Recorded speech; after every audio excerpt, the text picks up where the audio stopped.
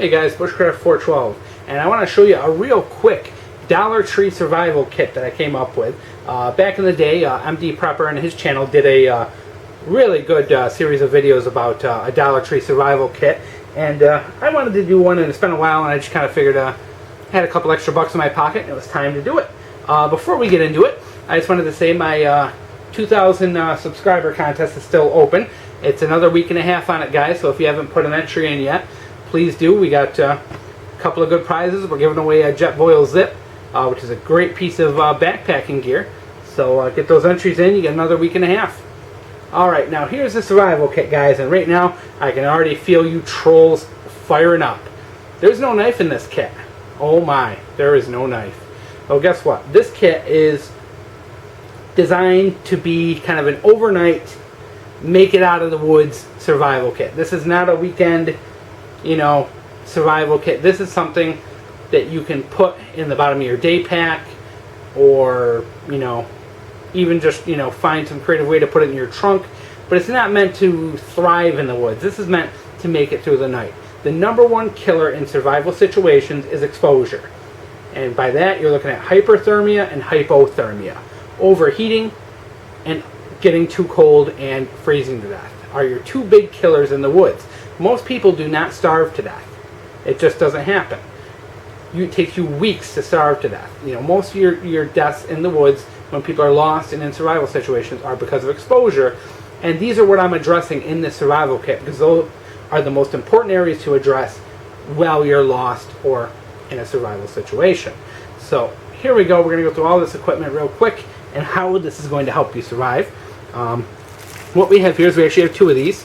These are small utility bags. They're water repellent, which is a good thing because you can use them to keep your gear dry or your clothes dry.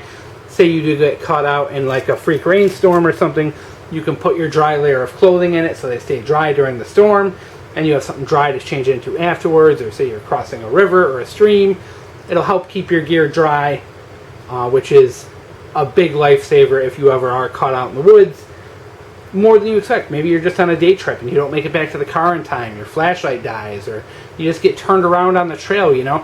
It starts pouring rain out.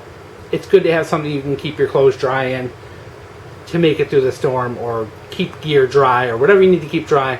So I have two of them. Another use for these as well is you can very easily use them as a kind of like an air mattress. You can fill these things up with dry leaves, dead leaves, pine needles, grass, twigs, and make like an air mattress. The biggest way you're going to lose heat is by laying or sitting on the ground. It sucks the heat right out of you. You can use these as a way to insulate yourself from the ground and keep your body up off the ground to help preserve your heat. So we got two of them, $1 a piece.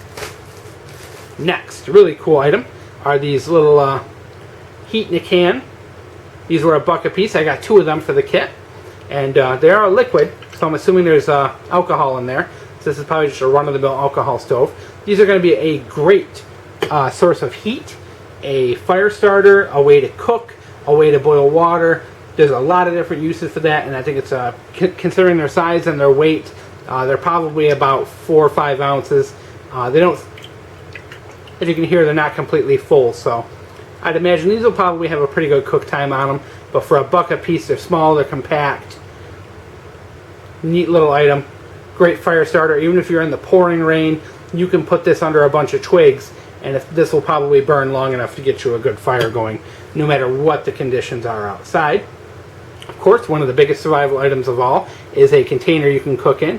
This is aluminum, so I wouldn't do this unless it was survival, because there's probably a lot of nasty chemicals and stuff that would leach into your water.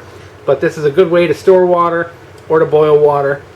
Big way to fight hyperthermia when your body is overheating. The best way to help cool that down in a survival situation is to get nice cold water into you to help regulate your body temperature.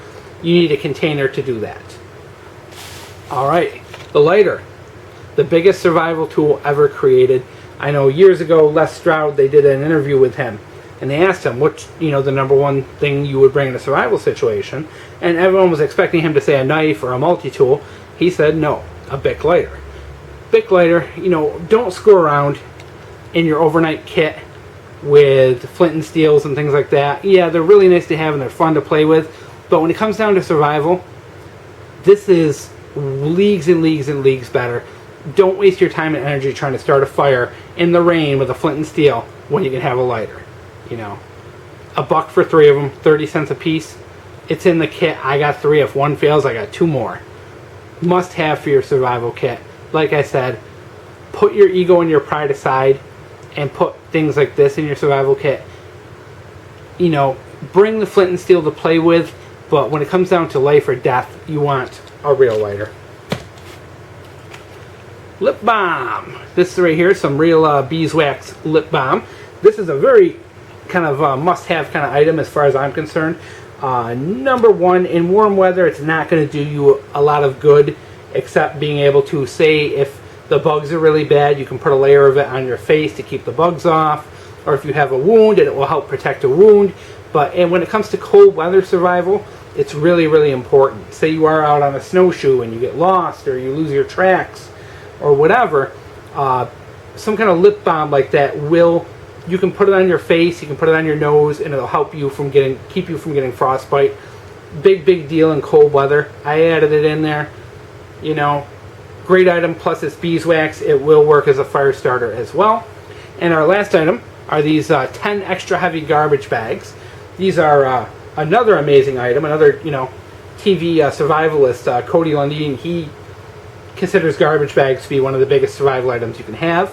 A million uses for them. They're another item you can fill up with leaves and grass and use as a improvised air mattress. You can use it as a poncho, a ground sheet. You can use it as a shelter, you know, kind of rip it open and use it above you to help waterproof your shelter.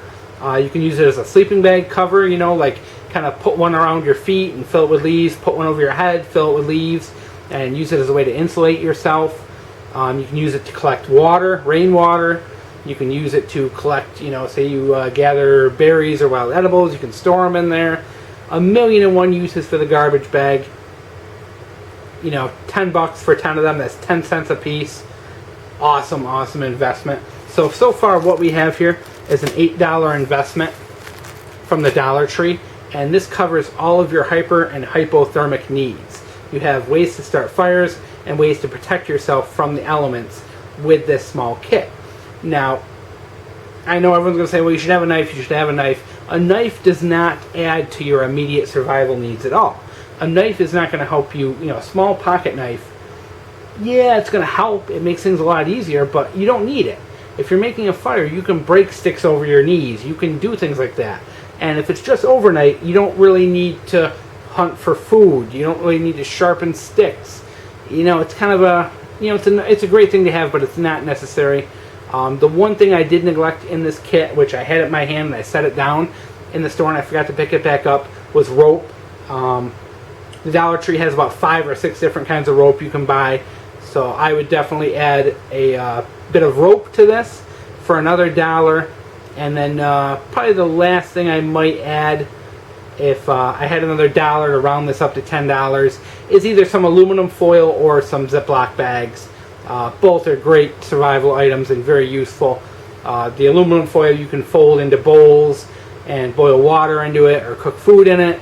The Ziploc bags are great for water storage and keeping your gear dry. So I left those kind of too, but this is about, you know, like a $10, you know, Dollar Tree survival kit. And just wanted to show it off.